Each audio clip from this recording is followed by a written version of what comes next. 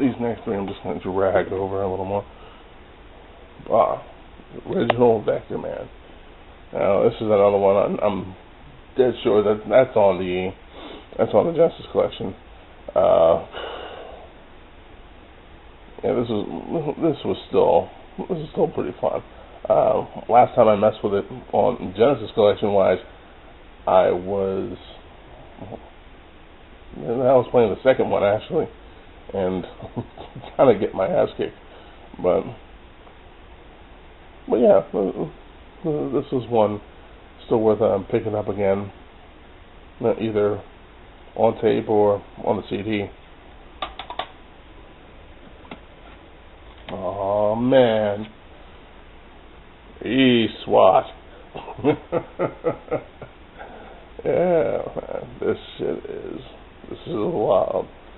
And I didn't get too far in this one either. Got stuck in one of the stages, believe it or not. I want to go back on it, but it's a little funky how the Genesis it works when it wants to. And unfortunately I have the last incarnation of it, which I even got that by chance. The bookstore that's closed now was selling it for like $20, and they had crate loads. So I was like, yeah, I'll take it, especially because I wanted to play this again. Oh wait, sorry, I thought it was Streets of Rage, the original, but no, this is fine too. The next two, this is effing smart to have. This wouldn't be a bad series to revisit. In fact, why not do a compilation of that and have the fighting game that was for the Saturn, I believe? Yeah, like have that as part of it. That'd be great, even as DLC now. But we know where their minds are. Fucking Sonic. Alright. Mystery box. This was originally the box for Streets of Rage 2, but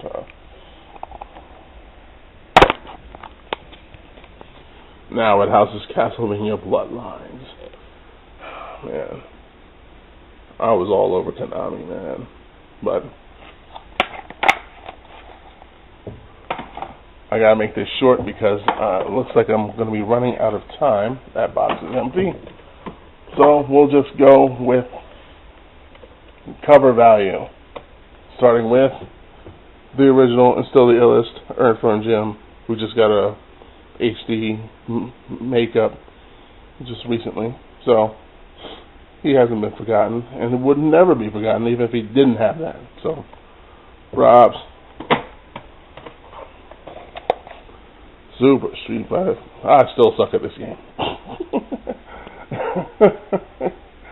I'll still hold it down as best as I can, but the original and still the whatever. Yeah, who doesn't? If they still have their Genesis, they most likely have this game, especially because it's not for resale. Ain't that a B?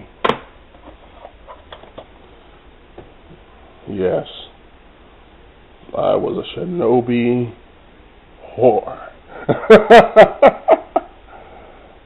Not so much with the last couple games that were out for PS2 back in the day, but this one, nah. This was just fun, just for the fact that you had that dog next to you. You just had him wrecking shot me, had him distracting the enemies, and you just come up and cut him. Like, take that. Now, this was a game that was a gift from one of my friends, Dan, and he was saying that after the third stage, or what was it, you can't get past the third stage at all. Well, either it's because I suck or he's right. Yeah, it's most likely because I suck. The third stage and up was just nah. I'm definitely keeping this game in hopes that one day I can go back to it and show who's the boss. This is still my shit. This I'll still play. This every now and then I'll go on YouTube and look up the soundtrack. Alien Film. Now, the only reason I bought this game was because I was watching that old Nick Arcade show, and every time that they had it at random on their game selection, nobody picked it. So I always wanted to know what the hell this game was about, and especially because it was made by these guys, which I was familiar with them from the Valis series, and I liked that, so I wanted to find out. And yeah, this game was somewhat about the same as that was. It has differences, but well, I remember it being enjoyable. Here you are, the original, the one that started. Oh, baby, man.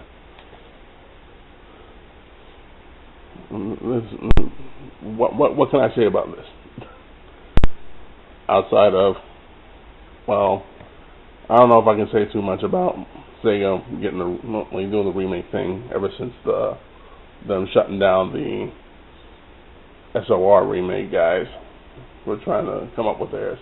Yeah, let me not get into that. Okay, the battery died on me, so let's continue. This I've been obsessed with again lately. I don't know why, but it was good to look back on this, and still one of those lost legends, and it's sad what happened to what would have been the third game. It's really sad, and it's even more sad that it seems that mentality with Sega, no matter what side of the pond it is, they're still like that today. Forgetting about the classics and pushing them aside for shit that's tired now, honestly. And you know what I'm talking about. I would still enjoy this, especially with the news of the compilation video, compilation game that they have of this.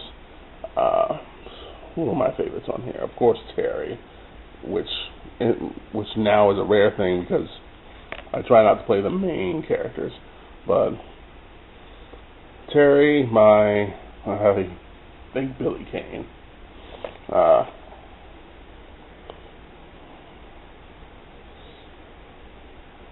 To a degree, Lawrence Blood was alright, but this was another one that I mostly kept because, yeah, it was a cool fighter. I enjoy the music, and I also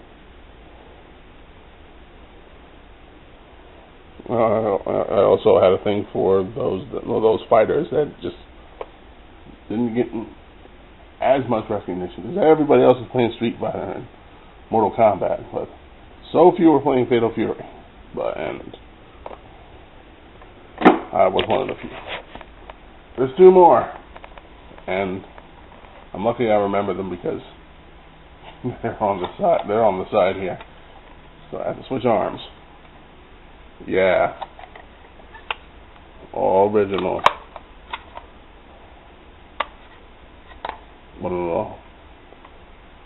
of the last few that I really cared about before whenever it was that I finally got the Dreamcast, and then I bought to play Sonic Adventure.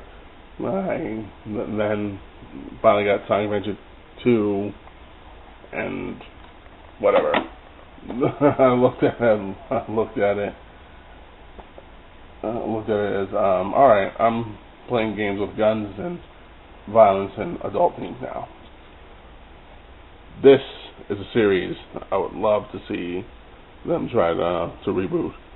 Because come on, Electronic Arts now, yeah, you can tell I was fiending on the bargain bin. But hey, that's where the best stuff was at.